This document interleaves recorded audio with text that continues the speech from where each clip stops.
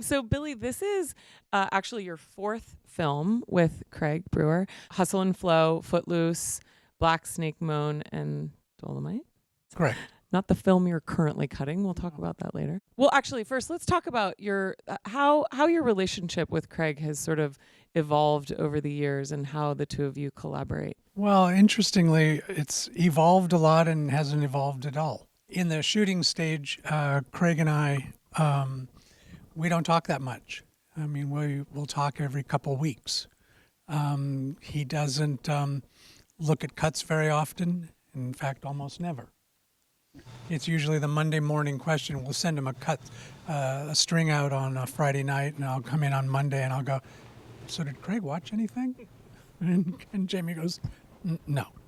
But in Craig's case, he knows what he shot and he knows what he wants to do for the scene. So he's very comfortable with. He knows that it's there. When we're working on the cut, we're pretty much joined at the hip, and then he also takes off for periods of time. So it's a nice relationship. But differing from historically the work that you two have done together, and really most of your portfolio is very traditional drama. Mm-hmm. This is obviously very comedic. How was that for you in the transition into a new, in your first foray into more comedic work? Well, it's interesting being here at Paramount. I did a sitcom here many years ago called Wings. I kind of struggled with it because I don't feel real comfortable with comedy. It's just not a natural rhythm for me. But when I started working on this movie, thinking, "Oh my God, this is a comedy. How are we going to do this? And how am I going to cut it?" And there were other complications. Later discovered that this movie really isn't a comedy. As I looked at it, this is a drama about funny people and funny things happen. But I ended up not cutting this in any way that you would normally cut a traditional comedy. In the movie we're working on now, which is coming to America, that's a comedy. That's serious comedy. So it was a warm-up. This was a warm-up for getting... Yeah, this was... or Coming to America is very much tighter.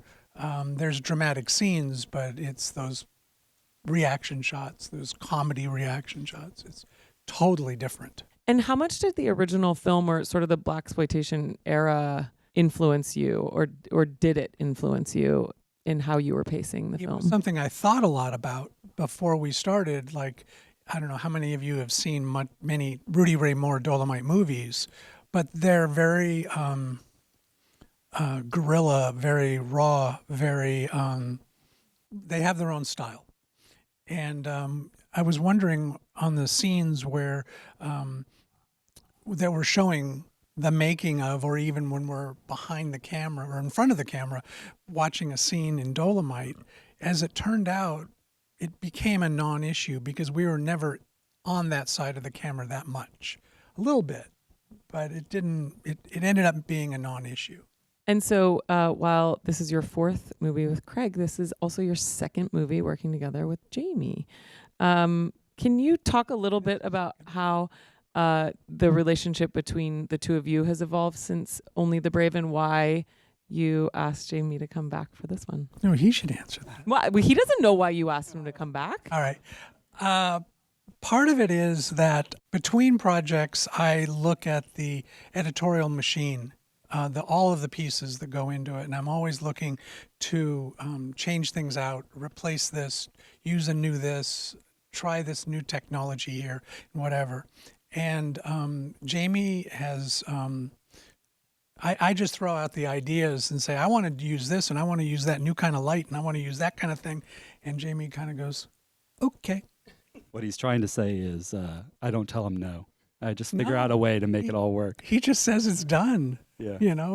And I get it. And on one we had done before, Only the Brave, we changed from Premiere and the storage and 5.1, and there were like 3 other things that we were talking about adding onto that post-production workflow. And I said, no, we've got enough going on. We'll save these for the next show. But between each show, it's always change it up. Yeah, I remember that about you, that you're sort of always assessing, okay, how can I improve this for the next time? How are we going to do this? Are we going to do it differently? Do we need to do it differently? What has evolved since the last time that I can implement? So the obvious question is, so go ahead. I was just going to say, yeah, it's more of just how can we make things more efficient, run smoother, faster, better. That's kind of my job. It's what brings you closer to the cut.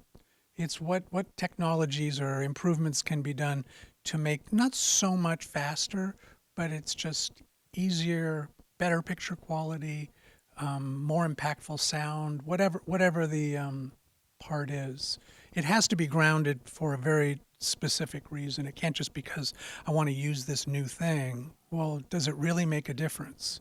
And if it does make a substantial difference, then it's worth making that transition. And so what efficiencies were brought in between Only the Brave, which was your last film, and this? It's so funny. We call Coming to America right now Dolomite 2.0. Yeah. Because it's the same camera and kind of everything. It's pretty the same workflow. What did we? Yeah, we really just got more comfortable in Premiere from Only the Brave and everything, I would say. So to that point, if you're constantly assessing, then it was a deliberate decision to Only the Brave was your first film cut on Premiere Pro. Correct. And the decision was made to, again, use Premiere for Dolomite. So why was that decision made? Largely because on a philosophical level, I had worked on Avid a lot and I enjoy it. Many years ago, I was on Final Cut 7 for 8 years, and was very comfortable with it. I found I was just, it fit more psychologically on how my mental workflow works. And Adobe just fit in that same groove. They're cousins, as far as I'm concerned. There are differences, but largely it's very similar. And so for me, if I have to sit down and work on an Avid, I'm fine. It works great, and I have no issues with it at all. I do find myself a little more comfortable in a Premiere environment. So tell me a little bit about how the two of you work together. What was your setup, and how did you collaborate on the film? I get dailies every day and prep them, and I know exactly what he's looking for and how to organize it, and that's what we've learned over the past couple of years, so it just makes the process smoother and faster and a lot more easier to communicate. And I fall behind in dailies so quickly that I'm never waiting for his dailies, other than I need to see them because the set may call or Craig may call if there's any issues or whatever. But, I try and stay up to camera, but that doesn't ever seem to work out like that, for me at least. So I'll let the audience know that we actually worked really closely with these guys because a great thing about Billy is that in this constant assessment of how to make things better and more efficient, he has a lot of notes for us, which is great because it helps us build a better product and improve our workflows. And so you guys were actually working on a build of Premiere Pro that is not yet fully out there, will be soon. That's the great thing, is that all the features that we're building are actually going into the product, but using a collaborative workflow that we can't talk too much about, but Right. so that you were able to be collaborating in the same project at the same time. Can you talk a little bit about how that worked? Yeah, we're more in just a big container that everyone can access, whether it be reels or scenes or everything, and we can see exactly who's in what project, and it's locked if someone else opens it, and it's really great. One of the other points I would go back to is what you were saying about Adobe is talking with us is they're very dedicated to sort of making it work in the film business, and it's really nice collaborating with them and telling them the features and having them respond and say, okay, let's get these done and let's get these made. So that's very helpful. And When we started doing Only the Brave, and we were just gearing up, Mike Camphor comes up to me and he goes, well, I really hope you give us some notes, and any thoughts you may have. And I turn to Jamie and I go, He's going to regret the day he said that. And I'm sure that they have a special light that comes on when Jamie and I are calling, why is it doing this? And why can't it do this? And God damn it, you know. But we I usually cheer when it doesn't go to voicemail. Someone picks up and I go, yes, I got you, finally. And so how much of that list did we get through on this one? a lot, a number of them, yeah. I mean, I have 12 pages worth of things I would like, but some of them aren't very It's realistic. definitely getting faster, more easier to use, more, yeah. So you actually started post-production at your house with a LumaForge jellyfish at home, and then transitioned. You guys were the first production, I understand, to be in Netflix's new post facilities at their studio lot. It's not really a post facility. It's Okay. just some offices. It was a grouping of offices that we had the whole thing, and it was from Jamie, myself, music, visual effects, second editor, Craig, all of it. And it was great. It worked out really wonderful. But the editor's cut we did at my house. And this is a first because we, you know, when we transitioned out of production and into director's cut and on, we were at Netflix. But the other movies we did 100% at my house, from first day of dailies until finished turning over to go to DI and sound. And so were both of you at your house? Okay. Yeah. And then how did you work with the remote from your house to the edit bay on this one? No, we moved. You just moved the whole. We Got it. moved when production ended. We moved to Netflix. Billy did the whole editor's cut at his house while I was moving all the equipment and getting the storage and media copied over, Right. making sure everything was up and running by the time he got over. And then I heard that in addition to your edit bay, there was also a screening room. Tell us about it. Sounds like it's a very special I wish we screening. had some pictures of it. It wasn't a terribly large room. It was just a little office. But the other movies that I've done with Craig just loves to have people in and looking at the cut. And it became kind of a problem because I've got a lot to do and I've got a list of notes that I have to get to. And he'd go, oh, come, there's some people coming in and we're going to show the cut. And I'd have to sit there for 2 hours. So I went to Netflix and I go, we had an empty office. I said, can we set up a Premiere in there? And they went, sure. And so we had it all set up and it was great. Surround speakers and everything was great. Big monitor. Craig came in and he looks at it and he goes, this is great. This is wonderful. He goes, we've got to make this a Rudy Ray Moore room. And so Kalila, our post PA, and Craig set out to make it. Well, you saw the movie, the scene where he's telling him that he's going to be moving into the hotel and he's going to have red carpet with a red bed, with a red couch, with a red.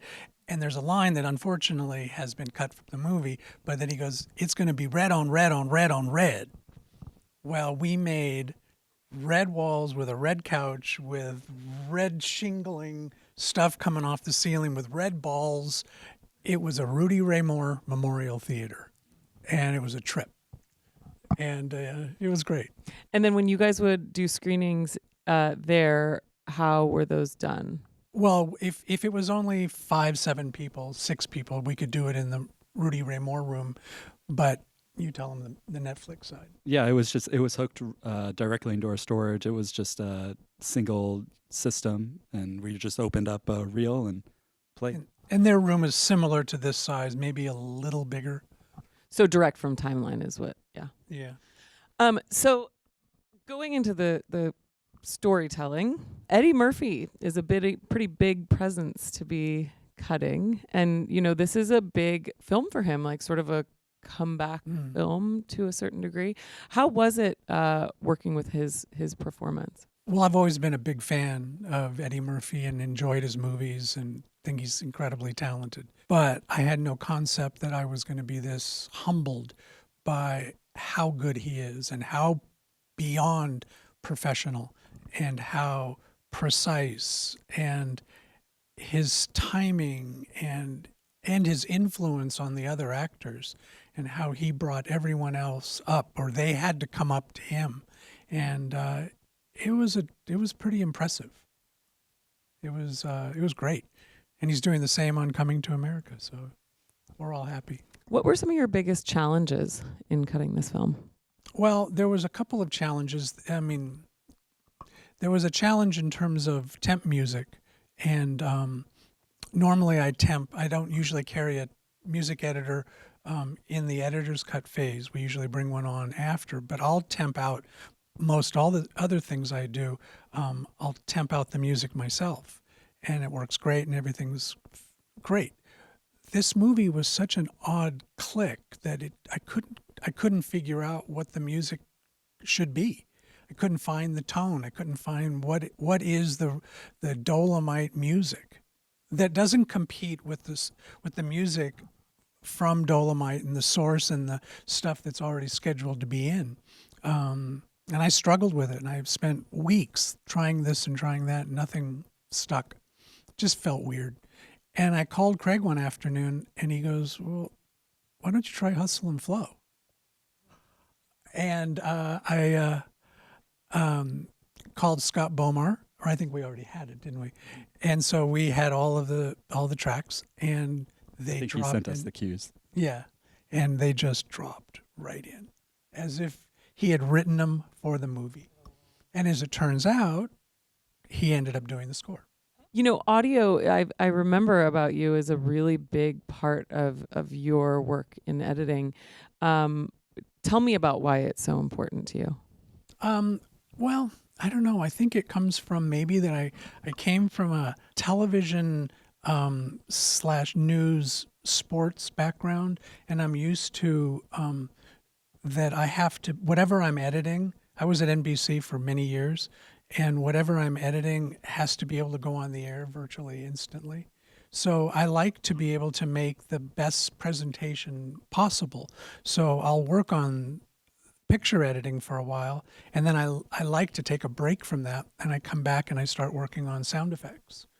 And then I go back into the editing and I start molding it some more, and then I go back into sound effects, and then I go back into editing. Then I start playing with music. I usually hold off on the music so I don't let the music influence the edit. But I just like to be able to show the director a complete, it is an editor's cut. It's not an editor's assembly, but I believe that it is, this is the starting point of the editorial process, and I want to put my best foot forward in terms of the editing, but the sound and the music and titles and credits and studio logos, and it's a total thing from beginning to end. Now it just gets better and better and better as you go down the creative path, but that's the basic concept. And are you doing that audio work in Premiere, or do you jump? I back in Final Cut days, I used to use was it Soundtrack Pro. The round tripping never really worked that well, so I liked the concept of it. No, I stay in the NLE. I don't go outside to audition or no. I just stay. And the stuff I'm doing is not brain surgery. It's editing or some sound effects, but for the most part, all the tools are there. And Adobe has a lot of incredibly powerful tools. And now that we're dealing with 5.1, and it's becoming more and more powerful. And you bring up 5.1. I know that for Only the Brave, you were actually cutting in 5.1, but you were LCR this time around. Why was that decision made? A couple reasons. The room we have here is just, it's not really large enough to have surrounds in the back, because they would be, the person who's sitting, let's say the director, he'd have surround speakers on top of his head. It just didn't really physically. More distracting. Yeah, it's more distracting than anything else. So it just felt like it was the right idea for this particular. And the fact that I have a center and left and right is just the best. Makes all the difference in the world. And Jamie, talk to me about your turnovers. How did they work? Well, yeah, the thing I love about working in Premiere with turnovers is, as you know, sound and music and, DI, they all kind of need the same thing, which is guide tracks, a QuickTime, EDLs, AAFs, And so what I'm able to do is usually start the QuickTime and Adobe Media Encoder, and then get everything prepped for the EDL, and then get everything prepped for the guides. And by the time the QuickTime gets done, then the guides start going, and then I get the EDL done. And by the time all the exports are done, you just start the AAF, and it's all just so seamless and fast. I don't have to wait for an export to be done. And it's 10 minutes. I got to come back and get the guides done. It's all just flows. We create our own DCPs for our screenings, and they're all encrypted. And the starting point is within Premiere, and that's a huge asset. It's very nice for us. There's a certain point where Post Super came into us and he said, pack your bag, you're going to London. I said, what do you mean? He said, well, someone's got to carry a DCP over to London. We got to screen it for someone. And I said, why don't I just upload it to the Technicolor? And he said, what, you can do that? And I said, yeah, and I'll just send a key whenever they want to screen it, and then we'll be done. And he said, well, are you sure? And he said, let me check on that. And he came back and he's like, oh, okay, let's do that, So this is why you invited him back. Exactly. And Billy, this was your first Netflix show. How was it working with Netflix? It was great. I think there's a little bit of a difference between an older studio or an established that's been here for a very long time. And they have their ways of operating. Netflix kind of believes in this philosophy of, we want the creatives to be able to do or function how they want to do it. And there was a meeting I had with the post department when we were just starting, and Netflix demands 4K HDR, and so that's fine, good. We'll do all of our visual effects in 4K, not 2K, and I said, okay, well, what about sound? Do you want us to be in Atmos because that would be better? And they go, well, no, we want to do what you want to do. Okay, but do you want us to be in Atmos? Because this isn't a real Atmos-y movie, with speakers in the ceiling and stuff. And he goes, I don't know. That sex scene would have been pretty great. Yeah, there was something there. Well, you notice you don't have speakers here, so you don't really know. Anyway, it turns out we did do it in Atmos, but that's the biggest difference. They're a little more flexible to what the filmmaker wants to do. It's interesting in the industry. I've been at this a fair amount of time, and I remember, 8-10 years ago when you asked an editor, why was the choice made to use whatever NLE was used? It was generally, that was dictated by the producer, or the production company Right. said that that's what we were going to use, so that's what we used. And so much more often now I'm hearing, well, because that's what I prefer. I used Premiere because that's what I prefer. They asked me what I wanted to use, and that's what I wanted to use, which Whatever is they're awesome. comfortable with. Yeah.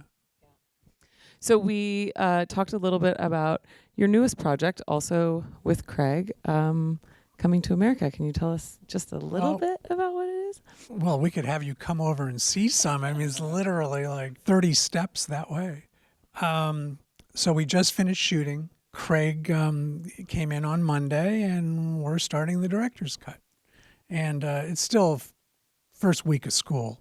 It's like getting used to everything. And, it was just Jamie and me. That was our entire post-production department, and Alexa, who works with us. But now it's grown, and systems are being brought in, and more people, and music, and effects, and second editor, and blah. It's all getting bigger.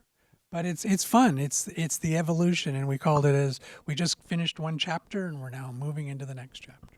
Any major changes or anything that was switched up for post-production on this one, or did you feel like you got into a fairly good groove with Dolomite? Not really. Yeah, we just continue to call it Dolemite 2.0. Yeah. Well, even when we're talking to the vendors, we're going Dolomite 2.0.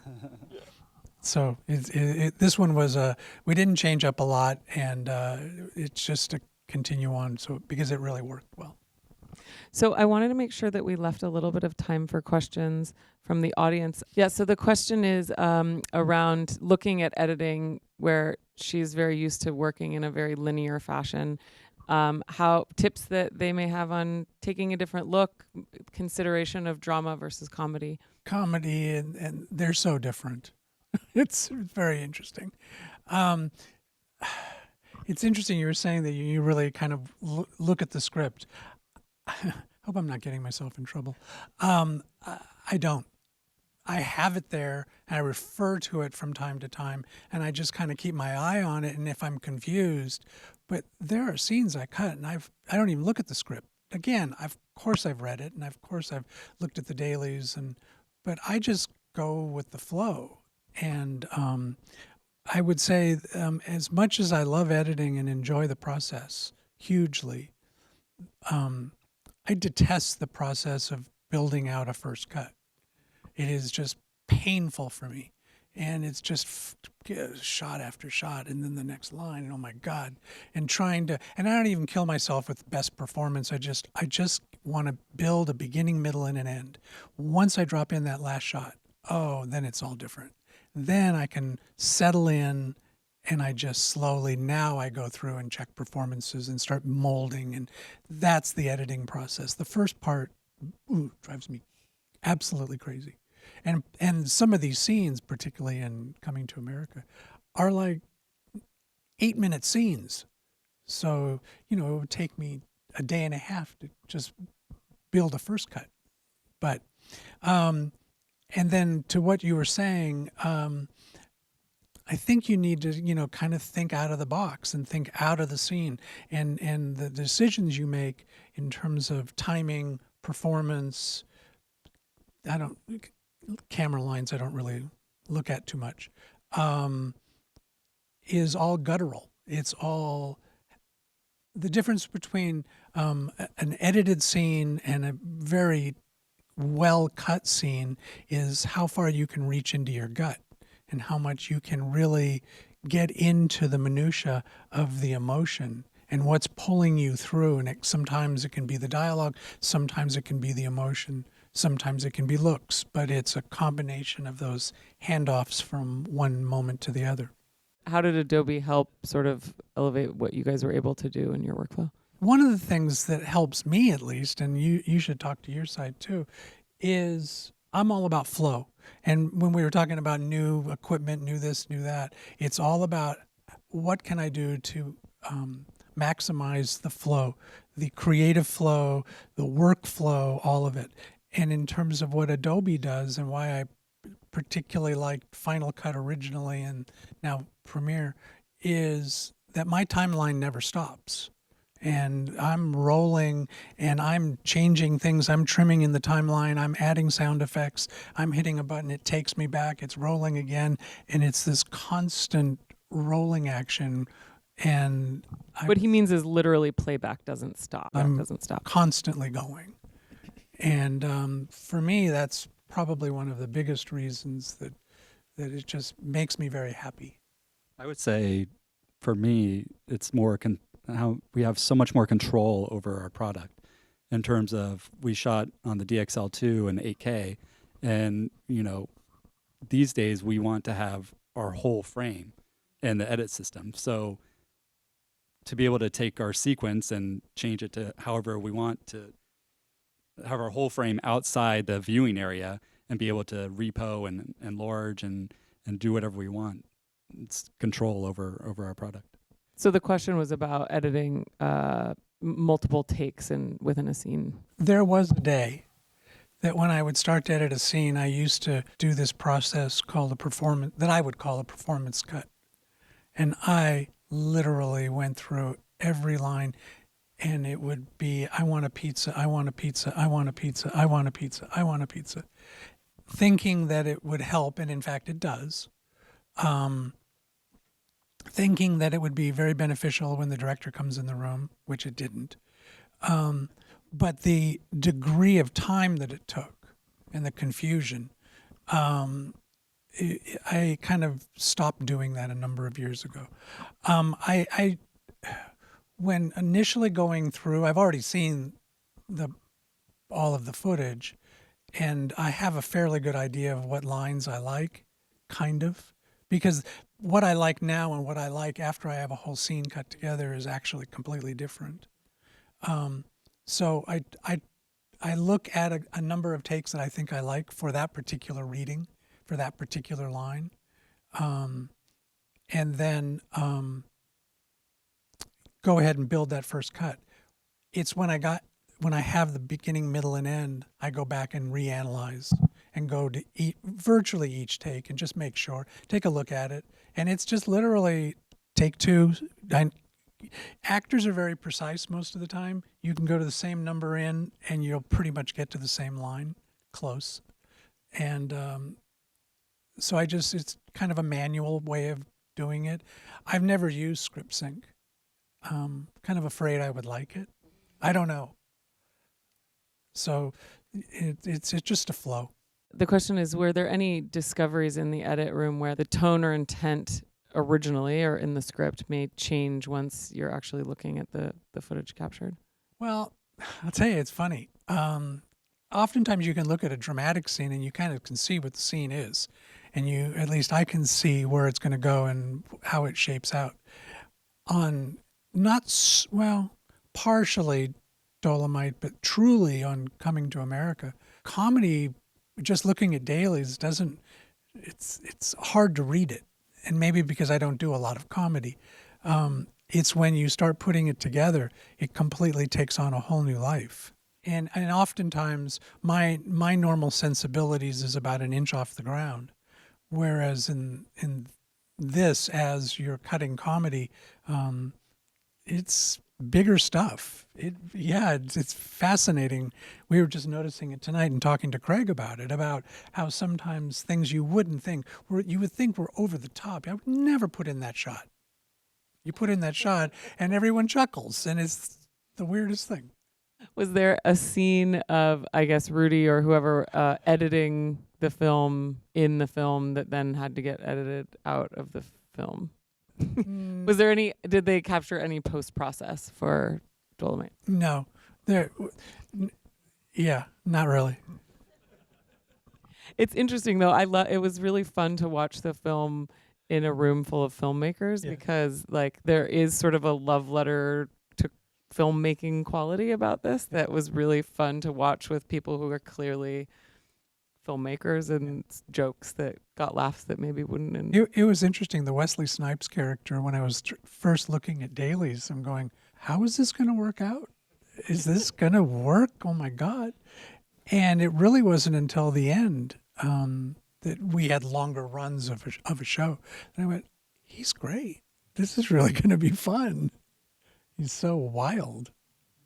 The question was about Rudy talking about the picture with his father and the audio techniques that were used and sort of how that process went. Well, that's an example of something I would do in the editorial process. As the scene starts and the room has an echo and the music is all echoed, and then as we come into him, you want to be more intimate with him. And each camera angle, most camera angles had different perspectives.